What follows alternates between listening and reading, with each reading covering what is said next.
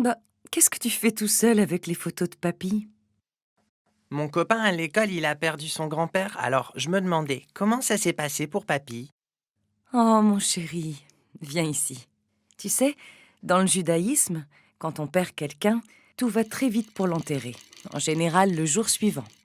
C'est une manière de lui montrer du respect. Mais le deuil, avlut en hébreu, est un long processus. Et la halacha, la loi juive, guide les personnes qui ont perdu un être cher grâce à plusieurs règles. Quelle règle, par exemple? Par exemple, au cimetière, après que le rabbin ait prononcé des prières et un discours en l'honneur du défunt, toutes les personnes présentes jettent de la terre sur le cercueil, car il est écrit dans la Torah « Tu es poussière et tu retourneras à la poussière ». Puis les personnes endeuillées récitent le Kaddish. C'est une prière pour les morts? Non, le Kaddish célèbre le nom de Dieu et ne mentionne d'ailleurs jamais la mort. Et ensuite, il se passe quoi? Ensuite, pour les personnes endeuillées qui le souhaitent, on déchire un peu leur chemise pour symboliser la séparation entre la mort et la vie. Et avant de se séparer, on se réunit pour manger du pain et un aliment rond, symbole du cycle de la vie, la plupart du temps un œuf. Mais qui doit faire tout ça? Les personnes endeuillées, qui sont le mari ou la femme du défunt, ses parents, ses frères et sœurs et ses enfants.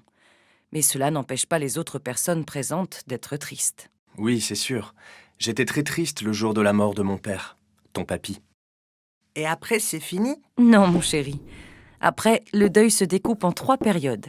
La Shiva, qui sont les 7 jours suivant l'enterrement. 7 jours où l'on reste en famille. Les proches viennent nous rendre visite, récitent des prières et nous apportent à manger.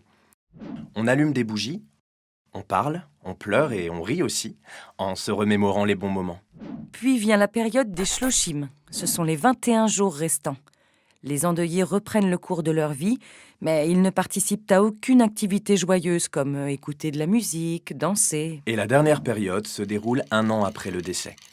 On appelle cette étape la Haskara, ou Sgir. On retourne alors au cimetière pour poser la pierre tombale, Matseva en hébreu. On récite des prières et le Kaddish à nouveau. On allume aussi une bougie, Ner Neshama, et chacun pose une petite pierre sur la tombe. Mais pourquoi on pose des pierres? À l'époque, les pierres tombales n'existaient pas.